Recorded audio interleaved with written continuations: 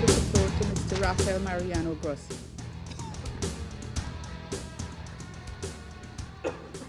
Thank you very much, Madam President, dear Secretary General, dear Madam Under-Secretary General, dear friends. Attacks on nuclear sites in the Islamic Republic of Iran have caused a sharp degradation in nuclear safety and security in Iran. Though they have not so far led to a radiological release affecting the public, there is a danger this could occur.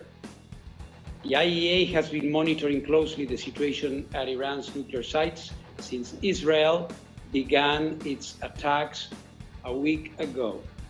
As part of its mission, the IAEA is the global nerve center for information on nuclear and radiological safety, and we can respond to any nuclear or radiological emergency. Based on information available to the IAEA, the following is the current situation at Iran's nuclear sites, which I offer as a follow-up to my most recent report to this Security Council. The Natanz enrichment site contains two facilities. The first is the main fuel enrichment plant. The initial attacks on the 13th of June targeted and destroyed electricity infrastructure at the facility, including an electrical substation, the main electric power supply building, an emergency power supply, and backup generators. On the same day, the main cascade hall appears to have been attacked using ground-penetrating munitions. Second facility at Natanz is the pilot fuel enrichment plant. It consists of above-ground and underground cascade halls. On the 13th of June, the above-ground part was functionally destroyed, and the strikes on the underground cascade halls were seriously damaging. The level of radioactivity outside the Natanz site has remained unchanged and at normal levels, indicating no external radiological impact on the population or the environment there. However, within the Natanz facility, there is both radiological and chemical contamination.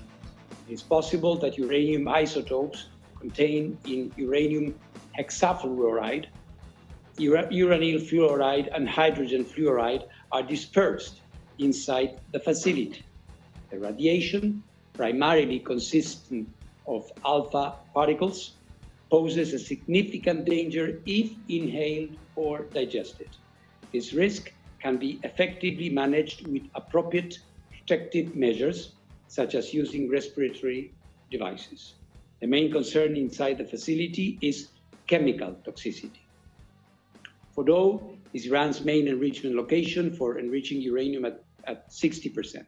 The agency is not aware of any damage at Fordow at this time.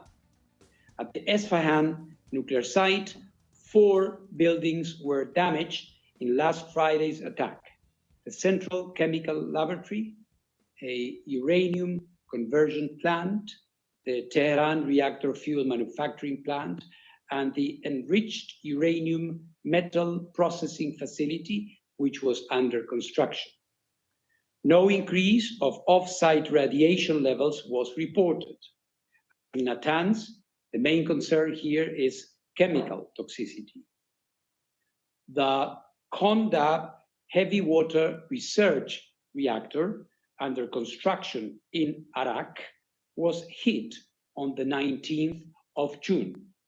As the reactor was not operational and it did not contain any nuclear material, no radiological consequence is expected. The nearby heavy water production plant is also assessed to have been hit, and similarly, no radiological consequence is expected. As stated in the IAEA's update of 18th June, at the Tehran Research Center, 1 building where advanced centrifuge rotors were manufactured and tested was hit. At the Karaj workshop, 2 buildings where different centrifuge components were manufactured were destroyed. There was no radiological impact internally or externally. Let me now refer to the Bushehr nuclear power plant. This is the nuclear site in Iran where the consequences of an attack could be most serious. It is an operating nuclear power plant, and as such, it hosts thousands of kilograms of nuclear material. Countries of the region have reached out directly to me over the past few hours to express their concerns, and I want to make it absolutely and completely clear.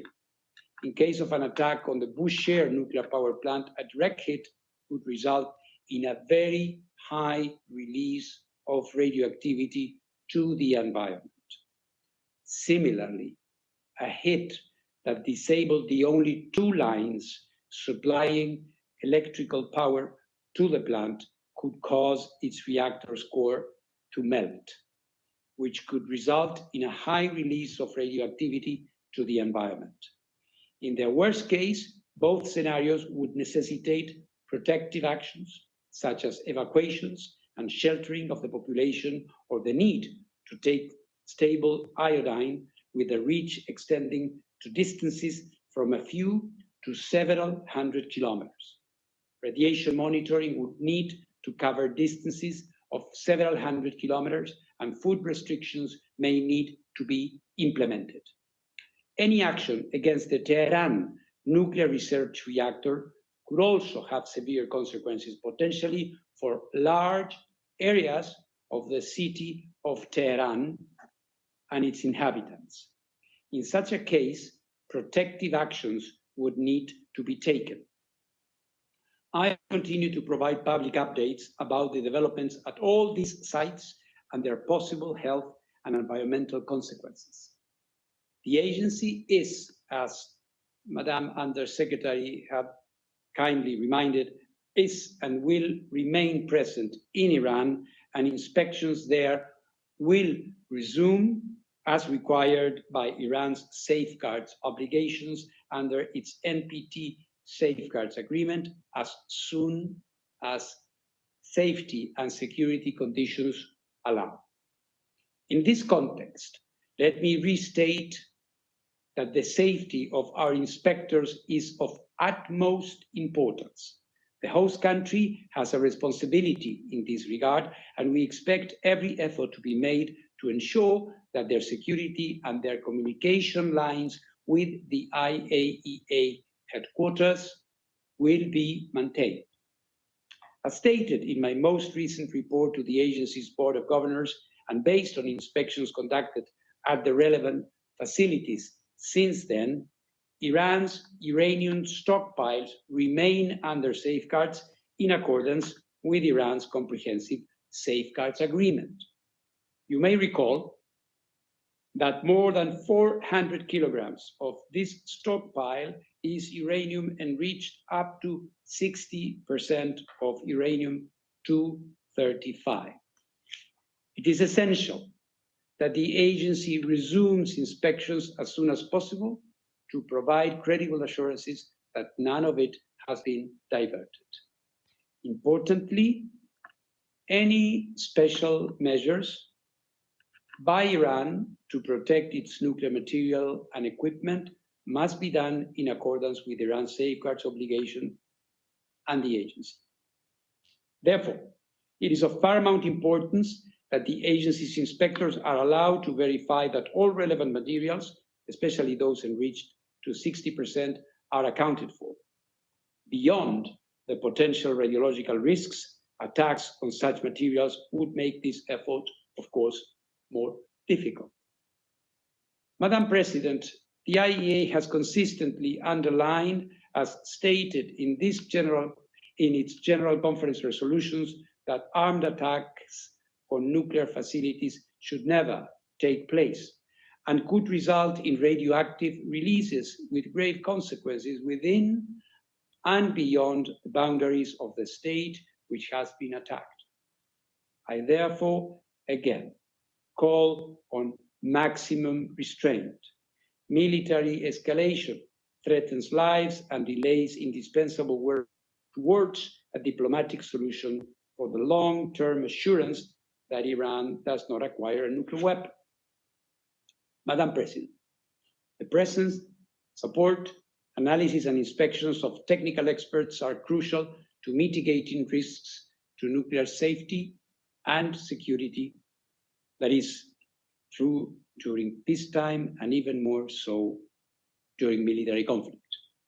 For the second time in 3 years, we are witnessing a dramatic conflict between two UN and IAEA member states in which nuclear installations are coming under fire and nuclear safety is being compromised.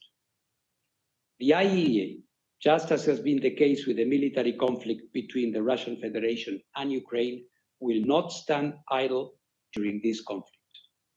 As I stated in this chamber just a few days ago, I am ready to travel immediately and to engage with all relevant parties to help ensure the protection of nuclear facilities and the continued peaceful use of nuclear technology in accordance with the agency mandate, including by deploying agency nuclear safety and security experts, in addition to our safeguards inspectors in Iran, wherever necessary. For the IAEA to act, a constructive professional dialogue is needed. I urge the members of this council to support us in making it happen sooner rather than later.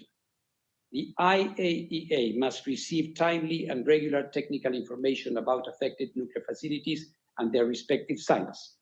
I urge in this regard the Iranian regulatory authorities to continue a constructive dialogue with the IAEA Incident and Emergency Center, which has been operating 24/7 since the beginning of this conflict.